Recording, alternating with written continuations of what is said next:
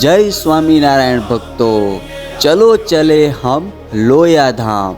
તારીખ 7 થી 31 ડિસેમ્બર સુધી લોયાધામ પ્રદર્શન તમારા માટે ખુલ્લું કરી દેવામાં આવ્યું છે। તો તમે આવ્યા કે નહીં? આવી રહ્યા છે ભક્તો, તમે બાકી રહી ના જતા તો જલ્દીથી પધારો અમારા લોયાધામમાં।